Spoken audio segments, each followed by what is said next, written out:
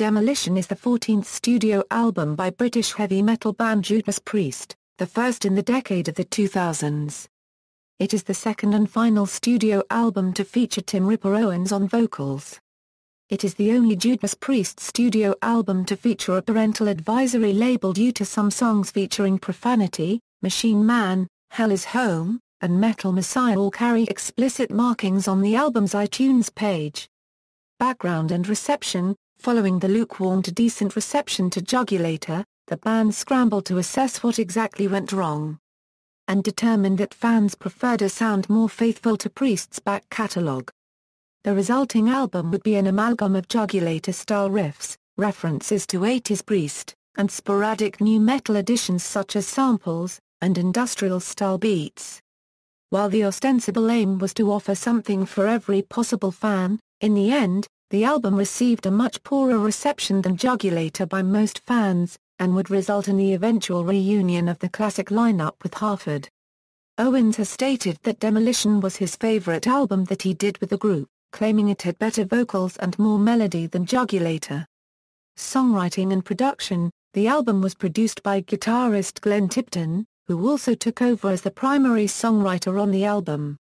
For a long time, the band's main songwriting team had consisted of Rob Halford, K.K. Downing, and Tipton.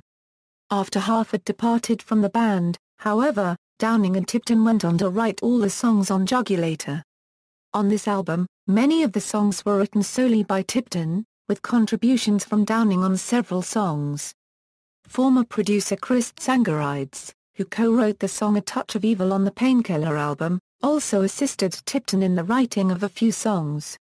Even drummer Scott Travis co-wrote the track Cyberface, marking his first and only contribution to songwriting in the band's history. This was also the first album since Painkiller to feature a guest appearance by keyboardist Donna Ray, who had previously played on A Touch of Evil.